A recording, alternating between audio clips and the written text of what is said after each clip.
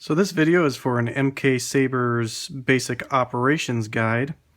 Here we have a Graflex 2.0. This is actually serial number 2, and I'm going to go over some of the basic functions of this hilt. Number 1 would be to open up the hilt. There's really two ways of doing this. One is the quick way to get access to the SD card and power switch, which is through the bottom of the hilt, through the pommel, as they call it here. Just unscrew this, which then gives you access to the SD card and the on-off switch and charging port. One thing here is if you want to change the fonts, things of that nature, you can pop out this SD card, 4 gig SD card with any MK Saber build. I'm going to include the build pictures with it as well. And if you want to change fonts, you load this up into your computer, go to saberfont.com and download new fonts. Point being, never take the SD card out while the Saber is on. The other way to get into the Saber is by taking the bottom of the hilt off. The entire bottom. And that screws on as well. It's held on by the clamp. So to take the loosen the clamp so that we won't scratch the bottom, we can open up the clip here. 2 full turns is what I find out is the best. Unscrewing it, and then unscrewing the bottom of the pommel.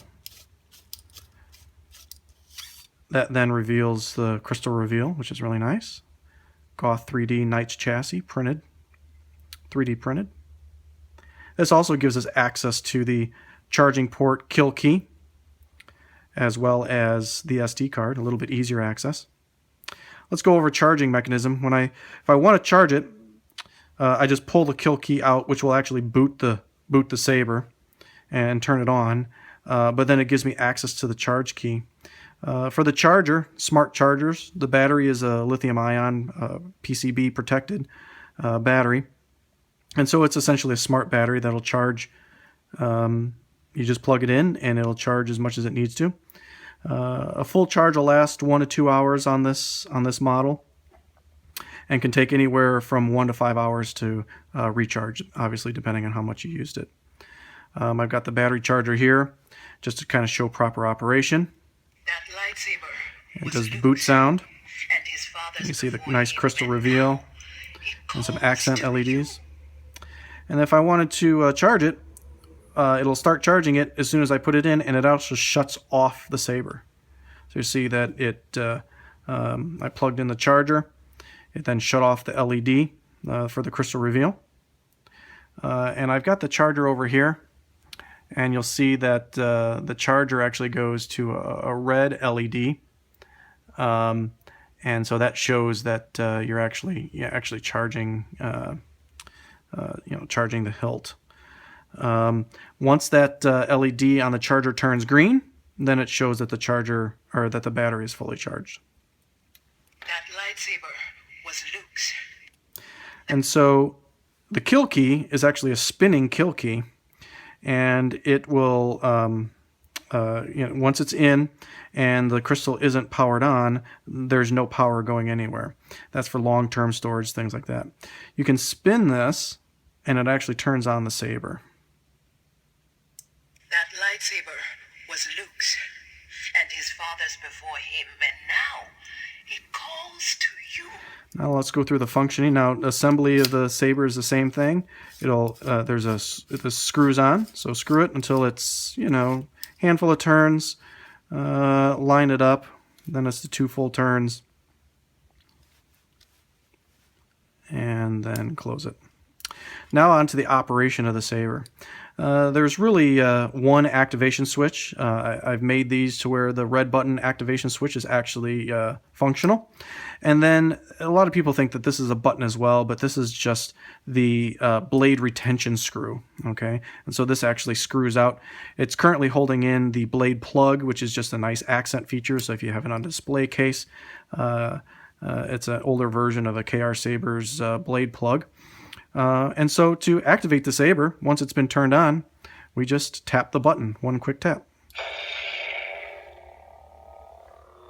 And there you go. Now the saber's activated. Lights are on. It now does its swinging motions. Clash. Turn the saber off. Momentary hold until you hear the power off sound. And then it powers off. Really that simple. Then to do the power the saber off, you would either take the bottom of the pommel out and spin the kill key to actually shut the crystal reveal off.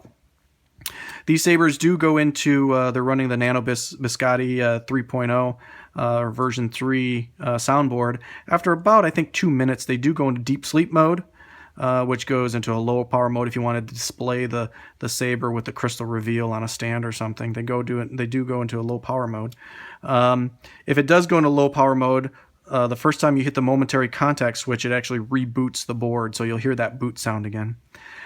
The NB3, Nano Biscotti 3, NB3 for short, also has the ability to store 2 sound fonts. And so to choose the other sound font, which is stored on that SD card, while the saber is off, you just hold down the momentary contact until you hear the sound bank change. And once you hear the beep, you hear the secondary boot sound, and then it's actually changed it to the other sound font. And then I can boot it up. Just like that.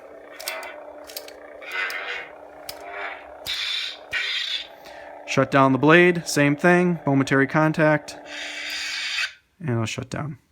Now I do have a blade here to kind of show you, swapping out, because you can loosen up to swap out the blade plug for an actual blade. You loosen up the blade retention screw. These bunny ears are functional, so you have to squeeze them a little bit to open them up to let the blade plug out. Blade plug slides out. Put in our 32-inch custom saber shop blade. Tighten down the blade retention screw, and you're right back where you started. Nothing's different with the operation except now that you have the blade. You can see the nice flicker that goes on there. Flash on clash.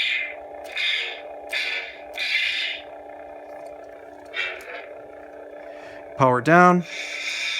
If I wanted to go back to that Force Awakens font, I just hold down the blade retention. I'm sorry, not the blade retention, the activation switch. Just hold it down until I hear it beep and go to another boot sound. That lightsaber was Luke's and his father's before him, and now he calls to you. And now I can go into that sound font.